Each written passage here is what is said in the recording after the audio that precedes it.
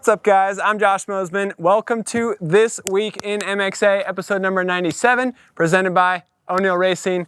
Thank you guys for tuning in this video. As always, we have some breaking news. I'm riding a Honda Trail TTR, not a TTR, but a Honda Trail 125.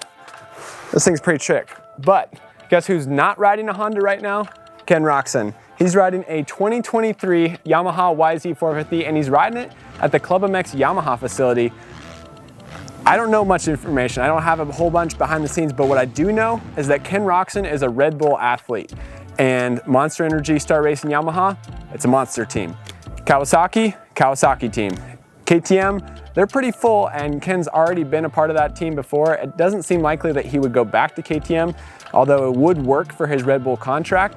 But the other major brands like Yamaha, Kawasaki, they're tied up with Monster Energy. But if Ken Roczen goes to the ClubMX Yamaha team, he can keep his Red Bull sponsor and be A-OK riding the brand new 2023 Yamaha 450. I'll tell you guys, that bike is amazing. If you haven't seen our 2023 YZ450 tested video, where we got to ride it at the goat farm a few weeks ago, you guys have to check it out. I was having a blast on that bike. I've ridden last year's bike a lot. This bike is much, much better in my opinion, and we're gonna get it here very soon. So Ken Roczen, the big question is, what is he gonna do in 2023? Is he gonna ride World Supercross? Is he gonna ride AMA Supercross? As far as we know, he's doing everything he can to be ready at Anaheim 1. That's the biggest race of the year, bigger than Motocross of Nations. That's the biggest race of the year for a Motocross or Supercross athlete. So Ken Roczen, he wants to be there. He wants to put his name in the hat. He wants to be on that starting line. So the question is out, what is Ken Roczen gonna do for 2023? Pretty cool to see him riding a new Yamaha 450, and honestly, I think he'll really like that bike. All right, guys, so World Vet Championships this weekend at Glen Helen. The best part and my favorite part about this race is the track.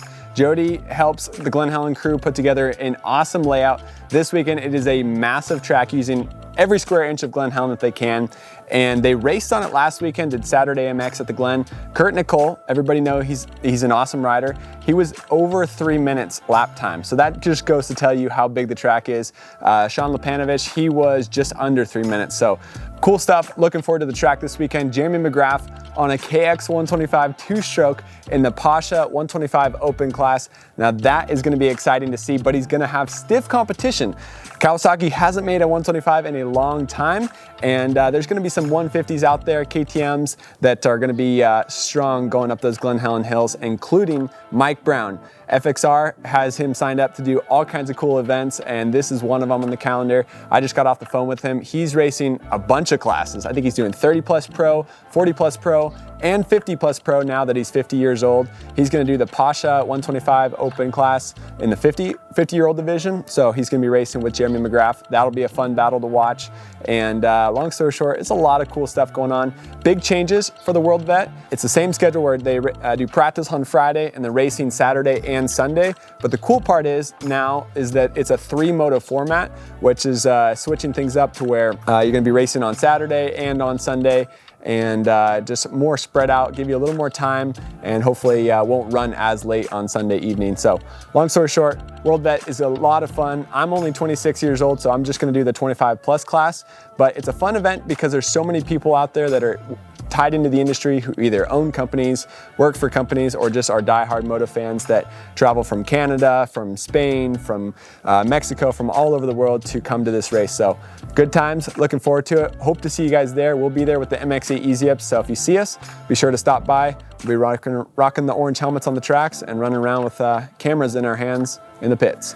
Next up, we have some clips from our eventful day at Perris Raceway last week. It was a lot of fun, but a lot of highs and lows within the day. Check out these clips here. Okay, now you can tell the difference. Brian, Pasha 150 shootout. The 150 got me. Yeah. A lot of fun though. Sometimes you lose your focus for just a split second and you end up on your head. But Dude, you did it. It's I'm all glad your good. head's okay, your neck's okay. Yeah, that's what everyone was like, dude, you landed on your head. And I'm like, that Arai helmet did its job, obviously. But Yeah. now we're going to need to get a new one. Oh my gosh. Scott and Travis. What's up, man? Travis, you're happy to be here. I mean, we were here from sun up till sundown. It's been a long day, my friend. A long day. Thanks a lot, Josh. Yeah, but Scott, thank you for having us. You're welcome, man. Gave us the track to ourselves today, Yep. 2 strokes. Well, we appreciate it. How long have you been doing Perris now? Because you guys 9 months in business. Yeah, just bought it, 9 months. You've done a lot of refurbishing. It's been a lot of hard work. A ton. Our team, Lauren Borski, Dino DeMarco, Tevin, we've all, you know, even Courtney Gannett early on, we've all put a lot of effort into this thing, and it's been a work in progress, man, but we're making progress, and the Band-Aid is slowly being removed off of Perris, and we're turning it around. So working with you guys and having you guys out here and showing that we want to be good business partners, I think it's all good for the sport, and it's awesome to see the background of Perris Raceway and you guys out here doing your thing. It's been amazing. Longest running track? 1954. 1954. So Yeah. the longest running track this side of the Mississippi, right? Absolutely. Yeah. Good stuff. Yep. Good. All right, now we're at my desk, and before we get into the next topic, I want to share with you guys the December issue of MXA. If you're not subscribed, you are missing out. In this issue is my Paula National article. We talk about the trials and challenges of racing the hottest national of the year, so be sure to check that out. Also got a 6 shot of the FC450 on the cover that Trevor and I got at Paula.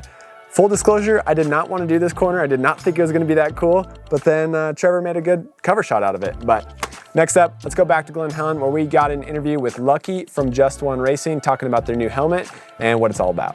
What's up, guys? Thursday at Glen Helen, and right now I'm wearing some Just One J-Flex gear, and I got in my hands the brand new J22 Just One Racing helmet. I'm pretty excited to be checking this thing out, and I'm pretty impressed with all the stuff he's got going on. So we're gonna have Lucky come up here and explain some of the details about the new J22. All right, Lucky, so I'm a helmet safety guy. I wanna wear whatever's the most safe helmet possible. I don't wanna have any concussions during the week. I don't want to be dizzy leaving the track, and so I want to wear what's safest possible. Can you tell me just about the safety features of the new J22? Sure, man. So some of the new technology that we've added to this is what we're super proud of, which is our emergency removable chin bar system. So basically it's an eject system. So it's something, just one added feature where it's basically, you look, the full interior, all is completely removable, boom, on one shot. So it's super easy for rider extraction. Helmet can come on and off the head, super easy. We have our new sequential density construction, which is basically a 3-layer insert system. So you have your low density EPS, you have your high density EPS, and then you have a comfort EPP system, which is on our own rotational force technology that we have in there, which makes it super killer, super safe, super comfortable.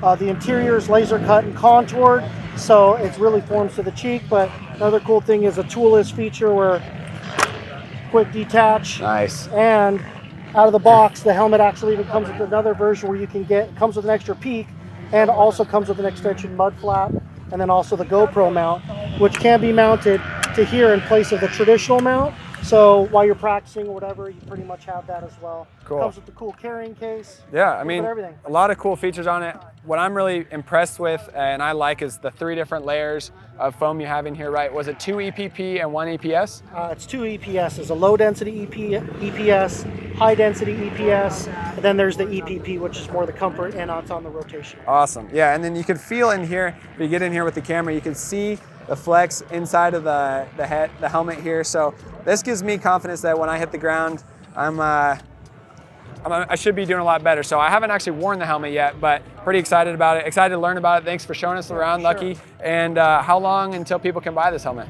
Currently, this version is on sale on the website right now at justoneracing.com, but we will have the full repertoire and all the colorways that match all the gear and everything will be launched at the beginning of the month in November. Cool. So Just One Racing, it's a big brand in Europe, but fairly new for the US. Maybe not new, but a company that's not as popular in the US. They're big time in Europe, and now you got my good buddy Mitch Evans representing you guys, so good times with that. And looking forward to helping you guys launch Just One Racing and kind of relaunch it and reintroduce it here to the US market. Right on, man. Thanks a lot. Appreciate it. In other news, Star Racing Yamaha claimed another KTM rider. First, they took Hayden Deegan last year. That was a big deal when one of the most prominent up-and-coming KTM Orange Brigade riders switched after riding KTMs from 50s all the way to Super Minis. Switched to the Star Racing Yamaha team. That was a big deal. And then his close friend, Daxton Bennick, who grew up battling with Hayden Deegan, training with Hayden Deegan, just doing a lot of stuff together. Now he has transferred from KTM over to the Star Racing Yamaha team. So pretty big deal.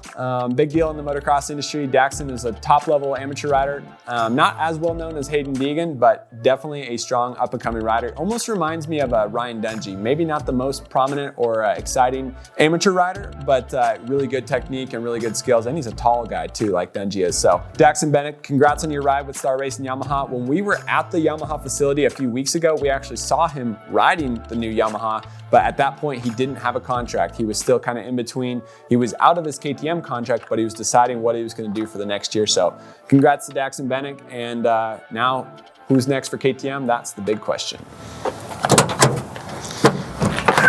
All right, guys, thanks for watching This Week in MXA.